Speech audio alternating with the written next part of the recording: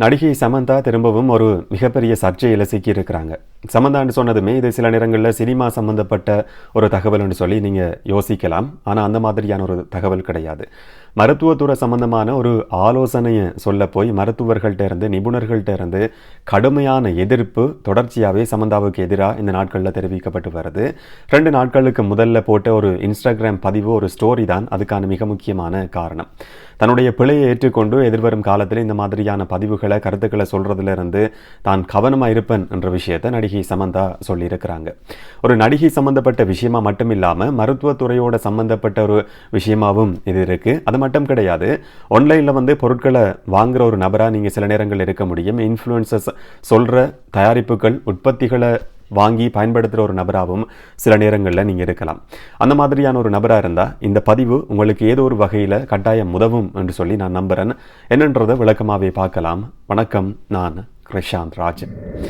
இன்றைய காலகட்டத்தை பொறுத்த வரைக்கும் ஆன்லைனில் தயாரிப்புகளை உற்பத்திகளை வாங்கி பயன்படுத்துகிறவர்களுடைய எண்ணிக்கை அதிகமானது. அதுலேயும் குறிப்பாக இந்த சோஷியல் மீடியா இன்ஃப்ளூயன்சஸால் அறிமுகப்படுத்தப்படுற தயாரிப்புகள் தான் அதிகமாக விற்பனையாகுது என்ற ஒரு தரவும் கூட இருக்குது. அதுலேயும் இன்னும் ஒரு படி மேலே போய் நடிகைகளால் அறிமுகப்படுத்தப்படுற தயாரிப்புகளை வாங்குறவர்கள் பயன்படுத்துகிறவர்கள் அதிகம்.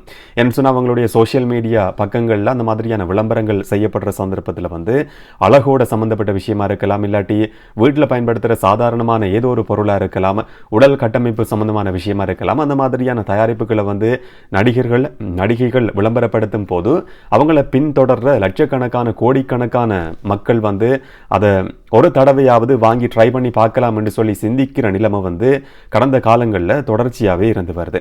அந்த மாதிரி தான் சமந்தா 2 நாட்களுக்கு முதல்ல ஒரு இன்ஸ்டாகிராம் பதிவை போடுறாங்க. மருத்துவத்துறையோட சம்பந்தப்பட்ட ஒரு விஷயம். சமந்தாவை பொறுத்த வரைக்கும் ஒரு விதமான நோய் தாக்கத்துக்கு உள்ளாகி அதிலிருந்து மீண்டு இப்போ நடிப்பில் அதிகமான ஆர்வம் காட்டுறதுக்கு திரும்பவும் ஆரம்பிச்சிருக்கிறாங்க.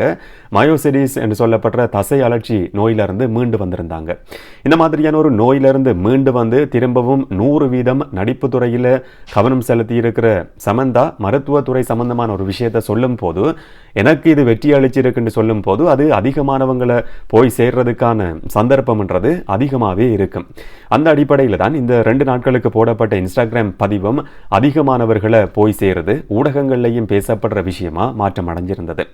அவங்க சொல்ற ஒரு பரிந்துரை, மருத்துவ பரிந்துரை என்னென்று சொன்னால், ஹைட்ரஜன் பெராக்சைடு என்று சொல்லப்படுற ஒரு விதமான ரசாயன பதார்த்தத்தை காய்ச்சி வடிகட்டிய நீரை நெபுலைசரில் போட்டு அதை சுவாசிக்கிற சந்தர்ப்பத்தில் மற்ற மருத்துவ வசதிகளை விட, மற்ற மருத்துவத்தை விட இது அதிகமான நோய்களை குணப்படுத்துறதுக்கான வாய்ப்பு இருக்குது, உடல் நலத்துக்கு நல்லதுன்ற மாதிரியான ஒரு பதிவாக அது அமைஞ்சிருந்தது. குறிப்பாக அந்த நெபுலைசரில் சுவாசிக்க கஷ்டப்படுறவங்களுக்கு சுவாசம் செலுத்துறதுக்காகவும் பெரும்பாலும் நீங்கள் படங்களில் பார்த்துருக்கலாம், அந்த மாஸ்க் மாதிரி ஒன்று போடப்பட்டிருக்கும். சிகிச்சை பெற்று வரவங்களுக்கு திரவமாக இருக்கிற மருந்து வாயுவாக மாற்றப்பட்டு அந்த நெபுலைசர் மூலமாக அவங்களுக்கு சுவாசிக்கிறதுக்காக கொடுக்கப்படும்.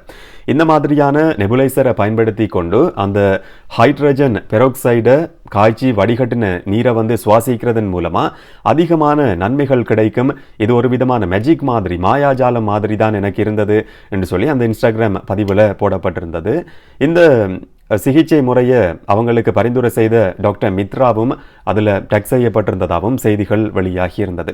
குறிப்பாக இந்த ஹைட்ரஜன் பெராக்சைடுன்றது வீடுகளில் நம்ம கிளீன் பண்ணுற ரசாயன பதார்த்தங்கள், அந்த கிளீன் பண்ணுற கிருமி நாசினிகளில் அடங்கி இருக்கிற ஒரு விதமான ரசாயன பதார்த்தம் தான் இந்த ஹைட்ரஜன் பெராக்சைடு என்று சொல்லப்படுறது. சமந்தா இப்போ சொல்ல வர இந்த சிகிச்சை முறையை கொரோனா காலத்திலையும் அதிகமான மக்கள் பயன்படுத்துறதுக்கு ஆரம்பிச்சிருந்தாங்க என்று சொன்னால், இது ஒரு விதமான கிருமி நாசினியாக இருக்குது, அதை நாங்கள் சுவாசிக்கிறதன் மூலமா எங்களுக்கு கொரோனா தொற்று பரவாது என்ற ஒரு விதமான நம்பிக்கை சோஷியல் மீடியாவில் பரவி இருந்தது. அந்த காலகட்டத்திலையும் மருத்துவர்கள் நிபுணர்கள் சொன்ன விஷயம், இதன் மூலமா ஆபத்தான விளைவுகள் உருவாகிறதுக்கான அபாயம் இருக்கு. இந்த மாதிரியான சிகிச்சை முறைன்றது மருத்துவர்களால் பரிந்துரைக்கப்பட்ட ஒரு விஷயம் கிடையாது. இது கிளீனிங் செய்யறதுக்காக பயன்படுத்துகிற, நாங்கள் வீடுகளில் சாதாரணமாக பயன்படுத்துகிற அந்த கிருமி நாசினிகள் இருக்கக்கூடிய ஒரு ரசாயன பதார்த்தம் தானே தவிர அதை சுவாசிக்க கூடாது என்ற விஷயம் மருத்துவர்களால் அந்த காலகட்டத்திலேயே சொல்லப்பட்டிருந்தது. இந்த கிருமி நாசினியில் இந்த ஹைட்ரஜன் பெராக்சைடு 3 சதவீதம் சரிவை கொண்டிருக்கிற சந்தர்ப்பத்தில் சுவாச குழாயில் வந்து எரிச்சல் ஏற்பட முடியும், கண்கள் எரிச்சல் அடைகிறதுக்கான வாய்ப்பு இருக்குன்னு சொல்லப்பட்டிருந்தது. 10 வீதமான சரிவை கொண்ட ஹைட்ரஜன் பெராக்சைடை நாங்கள் சுவாசிக்கிற சந்தர்ப்பத்தில் நுரையீரலில் கூட அது பாதிப்பு ஏற்படுத்த முடியும் என்ற விஷயமும் மருத்துவர்களால் அந்த கொரோனா காலகட்டத்திலேயே கூட சொல்லப்பட்டிருந்தது. இதனால தான் இன்ஸ்டாகிராமில் சமந்தா போட்டிருக்கிற அந்த பதிவுன்றது கடுமையான விமர்சனத்துக்குள்ளாகி இருந்தது. அதுலேயும் குறிப்பாக மருத்துவத்துறையில் வந்து பிரபலமாக அறியப்பட்ட சோஷியல் மீடியாவில் இந்த ட்விட்டரில் வந்து இந்த லிவர் டாக்டர் என்று சொல்லி அறியப்பட்ட ஃபிலிப்ஸ் என்ற மருத்துவர் ஒரு கடுமையான எதிர்ப்பை வந்து சமந்தாவினுடைய இந்த பதிவுக்கு சொல்லியிருந்தார். சுகாதாரம் சம்பந்தமாகவோ அறிவியல் சம்பந்தமாகவோ எந்த விதமான அடிப்படை அறிவும் இல்லாத சமந்த மாதிரியான நபர்கள் இந்த மாதிரியான கருத்துக்களை வந்து சோஷியல் மீடியாவில் பரப்பக்கூடாது. இப்படி பரப்பப்படுற கருத்துக்கள் சம்பந்தமாக இந்திய சுகாதாரத்துறை மௌனமாக இருக்க போகுதா, முதுகெலும்பு இல்லாமல் எந்த விதமான நடவடிக்கையும் இல்லாமல் இதன் மூலமாக இறப்புகள் ஏற்படுறதை பார்த்து கொண்டு அமைதியாக இருக்க போகுதா என்ற கேள்வியை அவர் முன் வச்சிருந்தார். சமந்தா மேலே சட்ட நடவடிக்கை எடுக்கப்படுமா, வழக்கு பதிவு செய்யப்படுமா என்ற கேள்வியும் கூட அவரால் முன்வைக்கப்பட்டிருந்தது. டாக்டர் ஃபிலிப்ஸ் மட்டும் இல்லாமல் நிறைய இந்திய மருத்துவர்களும் இது சம்பந்தமான கடுமையான எதிர்ப்புகளை தெரிவிக்கிறதுக்கு ஆரம்பிச்சிருந்தாங்க. 2 நாட்களாக பரபரப்பாக பேசப்பட்ட ஒரு விஷயமாகவும் சோஷியல் மீடியாவில் இது மாறி இருந்தது. இதுக்கு பிறகு நடிகை சமந்தா திரும்பவும் தன்னுடைய சோஷியல் மீடியாவில் இன்ஸ்டாகிராம் பக்கத்தில் வந்து 3 பக்கங்களை கொண்ட ஒரு விளக்க அறிக்கையை வெளியிட்டிருந்தாங்க. நான் கடந்த பல வருஷங்களாகவே பல வகைகளை சேர்ந்த மருந்துகளை வந்து முயற்சி செய்திருக்கிறேன். அதில் எந்த விதமான வெற்றியும் எனக்கு ஏற்பட்டது கிடையாது. பல நிபுணர்களுடைய ஆலோசனைக்கு அமையதான் அந்த மாதிரியான மருந்துகளை நான் உட்கொண்டிருந்தேன். எந்த விதமான பிரயோசனமும் எனக்கு ஏற்படாட்டியும் கூட அதிகமான தொகையை அதுக்காக செலவு செய்ய வேண்டியிருந்தது. என்னால் அதுக்கு செலவு செய்ய முடியும், ஆனால் செலவு செய்ய முடியாத மக்கள் கூட இந்த மாதிரியான நவீன மருத்துவ சிகிச்சை முறைகளை வந்து தொடர்ச்சியாக பயன்படுத்த முடியும். அந்த மாதிரியான நபர்கள் இந்த சிகிச்சைகளை பயன்படுத்துறதுக்கு பதிலாக வித்தியாசமான மாற்று சிகிச்சை முறைகளை பயன்படுத்த முடியும் என்ற ஒரு நல்ல எண்ணத்தில் தான் அந்த மாதிரியான கருத்தை நான் முன் வச்சிருந்தேன். 25 வருஷங்கள் மருத்துவத்துறையில் அனுபவம் இருக்கிற ஒரு நிபுணருடைய ஆலோசனை பரிந்துரைக்கு அமையதான் இந்த சிகிச்சை முறையை நான் பயன்படுத்துறதுக்கு ஆரம்பிச்சிருந்தேன். அது அதிகம் செலவாகிற ஒரு சிகிச்சை முறையும் கிடையாது, குறைஞ்ச செலவில் செய்ய முடியும். அதே நேரம் எனக்கு அது வெற்றியும் கொடுத்துருக்கு. அந்த சிகிச்சை முறை எனக்கு பலன் அளிச்சிருக்கு. ஏதோ ஒரு வகையில் மக்களுக்கும் அது பலனளிக்கலாம். கஷ்டப்படுறவர்களுக்கு அதிகமான செலவு செய்யாமல் குறைஞ்ச செலவில் சிகிச்சைகளை பெற முயற்சி எடுக்கிறவர்களுக்கு இது ஏதோ ஒரு வகையில் உதவி செய்யலாம் என்ற நல்ல எண்ணத்தில் தான் அந்த மாதிரியான ஒரு கருத்தை நான் சோஷியல் மீடியாவில் பதிவு செஞ்சிருந்தேனே தவிர பிழையா வழிநடத்துகிற நோக்கம் கிடையாதுன்னு சொல்லி சமந்தா சொல்லியிருந்தாங்க. எதிர்வரும் காலத்தில் இந்த மாதிரியான பதிவுகளை போடுற நேரத்தில் நான் கவனமாக இருப்பேன். ஆனால் கடுமையான சொற்களால் அந்த மருத்துவர் வந்து என்னை தாக்கி இருக்கிறார் என்ற ஒரு விஷயத்தையும் கூட சமந்தா சொல்லி இருக்கிறாங்க. இதோட இந்த பிரச்சனைக்கு முற்றுப்புள்ளி வைக்கப்பட்டதான்னு கேட்டால் கிடையாது. திரும்பவும் அந்த பிரபலமாக அறியப்பட்ட லிவர் டாக்டர் என்று சொல்லப்படுற நபர் தன்னுடைய ட்விட்டரில் எக்ஸ் தளத்தில் வந்து இன்னும் ஒரு பதிவை போடுறாரு. சமந்தா இப்போ வந்து தன்னை ஒரு அப்பாவியாக காட்டிக்கொள்றதுக்கு முயற்சி எடுக்கிறாங்க.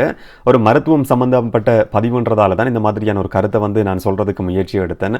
பிழையான தகவல்களை பரப்புறதுல சமந்தா ஒரு தொடர் குற்றவாளி என்ற கடுமையான விமர்சனத்தை அவர் திரும்பவும் முன் வச்சிருந்தார்.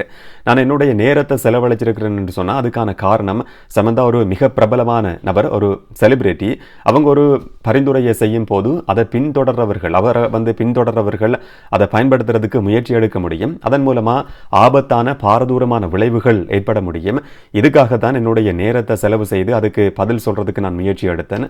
இனி எதிர்வரும் காலத்தில் சமந்தா இந்த மாதிரியான கருத்துக்களை சொல்லும் போது அதுக்கு எந்த விதமான கமெண்ட்ஸையும் நான் சொல்ல போகிறது கிடையாது. இப்போ சமந்தா போட்டிருக்கிற பதிவுன்றது பிளேயிங் த விக்டிம் கார்டு என்று சொல்லி அவர் சொல்கிறாரு. அனுதாபத்தை பெறதுக்கான முயற்சி, தன்னை பாதிக்கப்பட்ட ஒரு நபராக காட்டிக்கொள்றதுக்கு சமந்தா முயற்சி எடுக்கிறாங்க. ஆனால் இந்த மாதிரியான கருத்துக்களை சொல்கிறதுல அவர் தொடர்ச்சியான ஒரு குற்றவாளி என்ற குற்றச்சாட்டும் முன்வைக்கப்பட்டிருக்கு. இந்த பிரபலங்கள் வந்து மக்களை பாசிட்டிவாக தாக்கம் செலுத்துகிற வகையில் கருத்துக்களை சொல்வாங்களா இருந்தால் அதில் எந்த விதமான பிரச்சனையும் கிடையாது. இந்த மாதிரி பொது வழியில் முக்கியமான பரிந்துரைகளை செய்யும் போது அது சம்மந்தமாக ஆழமாக தேட வேண்டியிருக்கு, நிறைய விஷயங்களை கற்றுக்கொள்ள வேண்டியிருக்கு. அப்படி கற்றுக்கொண்டு எல்லா விஷயங்களையும் தெரிஞ்சதுக்கு பிறகு இந்த மாதிரியான பரிந்துரைகளை முன்வைக்க முடியும் என்ற மாதிரியான கருத்தையும் அந்த பிரபலமான லிவர் டாக்டர் என்று சொல்லப்படுற நபர் திரும்பவும் பதிவு செய்திருக்கிறாரு. இந்த விஷயத்தை பொறுத்த வரைக்கும் யாரு சரி யாரு பிழைன்றதை விட சோஷியல் மீடியாவில் பார்க்குற கேட்குற எல்லாத்தையும் நம்பக்கூடாதுன்றதுக்கான இன்னும் ஒரு உதாரணமாக இந்த சம்பவத்தை நம்ம எடுத்துக்கொள்ள முடியும். இதை பற்றி நீங்கள் என்ன நினைக்கிறீங்கன்றதை கமெண்ட்டில் பதிவு செய்யுங்க. இன்னும் ஒரு காணொலியில் இன்னும் ஒரு தகவலோடு சந்திக்கலாம். வணக்கம்.